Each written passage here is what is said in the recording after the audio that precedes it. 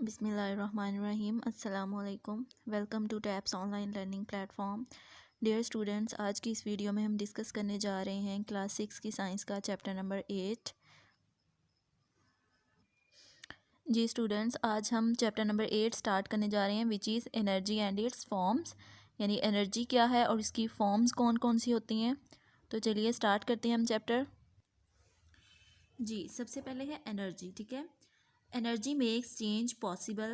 We use it while doing things. It moves cars along the road and boats over the water. It cooks our food and keeps ice frozen in the freezer. ठीक है, क्या कह रहा है कि energy क्या करती है, चेंजेस लेके आती है, यानी चेंजेस को मुमकिन बनाती है। हम क्या करते हैं, एनर्जी को यूज़ करते हैं जब हम कोई काम कर रहे होते हैं। और इसके अलावा एनर्जी क्या करती है, it moves cars along the road. ठीक है, कि जब कार मूव करती हैं रोड के ऊपर, वो भी एनर्जी की वजह से होती है। कश्ती पानी के ऊपर तैरती है, वो भी एनर्जी की वजह से होती है। हमारा खाना जो कुक होता है वो भी एनर्जी की वजह से होता है। And keeps ice frozen in the freezer. ठीक है, अगर जो आइस है वो फ्रोज हो रही है यानी जम रही है, तो वो भी फ्रीज़र में किसकी वजह से होती है, एनर्जी की वजह से होती है। It plays our favourite songs on the radio and light our homes. ठीक है, energy is needed for our bodies to grow. इसके अलावा एनर्जी किसके लिए ज़रूरी होती है, हमारी बॉडीज़ के लिए ज़रूरी होती है ग्रो करने के लिए। अगर हमारी बॉडी में एनर्जी नहीं होगी, हम फूड नहीं खाएंगे तो हमारी बॉडी को एनर्जी नहीं मिलेगी। जब हमारी बॉडी को एनर्जी नहीं मिलेगी तो हमारी बॉडी क्या है, ग्रो नहीं करेगी। तो एनर्जी क्या है, ज़रूरी होती है बॉडी के लिए, उसकी ग्रोथ के लिए एनर्जी ज़रूरी होती है। साइंटिस्ट डिफाइन एनर्जी एज, अब साइंटिस्ट ने एनर्जी को कैसे डिफाइन किया है, energy is the ability to do work. Energy क्या होती है, कोई भी ऐसी सलाहियत होती है जो कि काम करने में मदद देती है। ठीक है, नेक्स्ट क्या है, फॉर्म्स ऑफ एनर्जी है। Energy is found in different forms such as light, heat, chemical energy etcetera.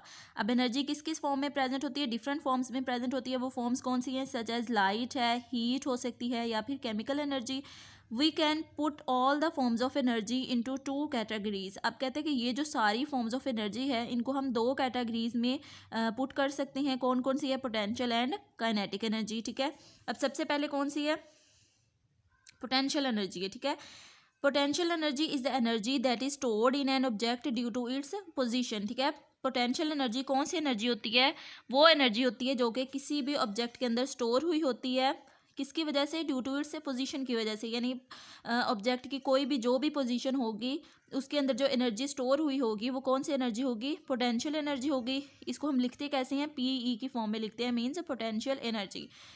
अब उसने आगे एग्जाम्पल्स के जरिए से एक्सप्लेन किया पोटेंशियल एनर्जी को। When we stretch a rubber band और lift a stone to some height, energy is released in these objects. क्या कहता है वो, कि जब हम किसी भी रबर बैंड को स्ट्रेच करते हैं, उसको खींचते हैं, and lift a stone to some height, या फिर पत्थर को कुछ किसी थोड़ी सी बुलंदी के ऊपर फेंकते हैं, तो एनर्जी क्या होती है, उन ऑब्जेक्ट्स के अंदर जाके स्टोर हो जाती है। This energy is called potential energy. तो उस एनर्जी को क्या कहते हैं, पोटेंशियल एनर्जी कहते हैं।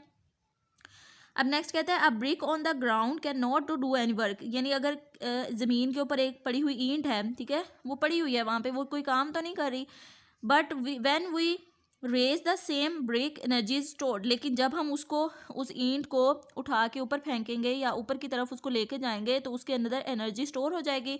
The brick can do work due to the potential energy. तो उस वक्त ब्रिक क्या कर रही होती है, ईंट क्या कर रही होती है, वर्क कर रही होती है, किसकी वजह से, ड्यू टू पोटेंशियल एनर्जी की वजह से।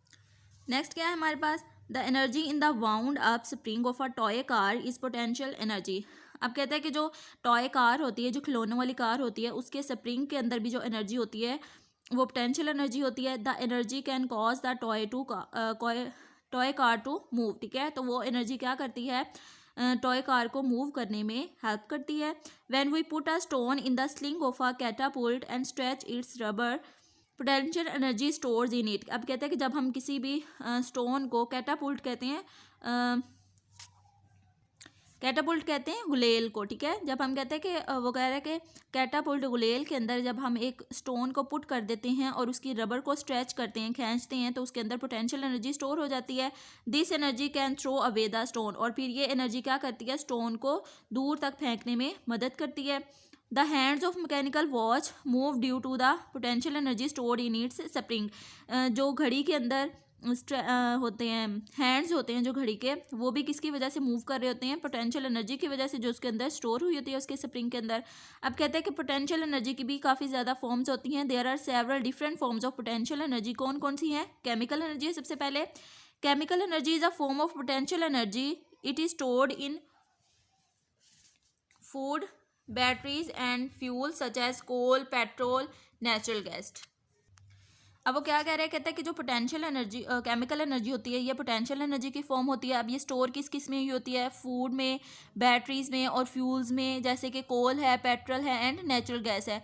Food, fuel and batteries release chemical energy as a result of chemical reactions. ठीक है, अब कहते हैं कि फूड, फ्यूल्स और बैटरी ये सारे क्या रिलीज़ करते हैं? केमिकल एनर्जी को रिलीज़ करते हैं as a result of chemical reactions. कैसे? कि जब हम फूड खाते हैं तो हमारी बॉडी के अंदर फूड जाती है, उसके बॉडी के अंदर जाने के बाद हमारी बॉडी के अंदर केमिकल रिएक्शंस होते हैं फूड को डाइजेस्ट करने के लिए। जब फूड डाइजेस्ट हो जाती है तो हमारी बॉडी को क्या मिलती है? एनर्जी मिलती है। वो किस फॉर्म में होती है? केमिकल एनर्जी की फॉर्म में होती है। मीन्स अगर नेक्स्ट हमने क्या करना होता है? वर्क में उसको यूज़ करना होता है उस एनर्जी को। इसी तरह बैटरीज में एनर्जी होती है, केमिकल एनर्जी स्टोर हुई होती है जो बैटरीज में, बैटरीज इसके अलावा क्या है? फ्यूल्स हैं। ठीक है, तो ये इन सब में कौन सी एनर्जी होती है? केमिकल एनर्जी होती है। नेक्स्ट क्या है? स्टोर्ड मैकेनिकल एनर्जी है। Mechanical energy is the energy stored in the objects by the application of force. ठीक है, यानी मैकेनिकल एनर्जी कौन सी एनर्जी होती है? जो ऑब्जेक्ट्स के अंदर स्टोर हुई होती है by the application of force. compressed springs and stretch rubber bands possess stored mechanical energy। ठीक है, यानी कि जो मैकेनिकल एनर्जी है वो ऐसी एनर्जी होती है जिसको फोर्स के ज़रिए से अप्लाई किया, स्टोर किया जाता है ऑब्जेक्ट के अंदर। अब कंप्रेस्ड स्प्रिंग्स कौन से होते हैं? यानी जब स्प्रिंग को हम कंप्रेस करते हैं और स्ट्रेच करते हैं, रबर बैंड को खींचते हैं, ठीक है, तो वो क्या है? हम खुद फोर्स अप्लाई कर रहे होते हैं, खुद उसको एनर्जी दे रहे होते हैं। तो वो कौन सी एनर्जी होती है? वो मैकेनिकल एनर्जी होती है। ठीक है, नेक्स्ट कौन सी फॉर्म है? ग्रेविटेशनल एनर्जी है। Gravitational energy is the energy stored in an object due to its height. ठीक है, ग्रेविटेशनल एनर्जी कौन सी होती है? वो एनर्जी होती है जो ऑब्जेक्ट के अंदर स्टोर हुई होती है उसकी हाइट की वजह से। ठीक है, उसकी बुलंदी की वजह से। अब कहते हैं when we raise a brick up to some height it possesses gravitational energy.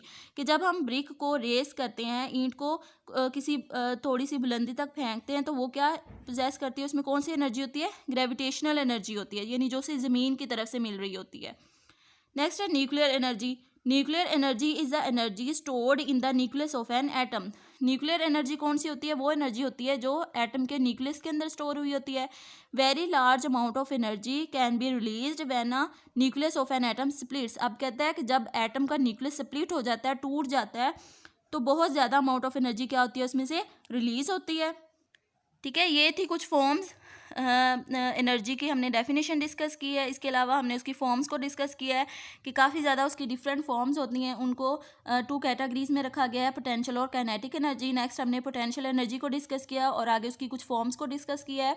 तो इसमें से आपने एनर्जी की डिफ़ाइन को याद करने हैं, पोटेंशियल एनर्जी की डेफिनेशन को और उसकी एग्जांपल को याद करना है, आगे इसकी फॉर्म्स की डेफिनेशन को आपने याद कर लेना है। ठीक है, उम्मीद है आप लोगों को समझ आ गई होगी। लेकिन अगर कोई भी कन्फ्यूजन होती है, कोई बात समझ नहीं आती, तो आपने स्कूल के व्हाट्सएप पे कांटेक्ट करना है, पूछना है। अपना बहुत सारा ख्याल रखिएगा। अल्लाह हाफिज़।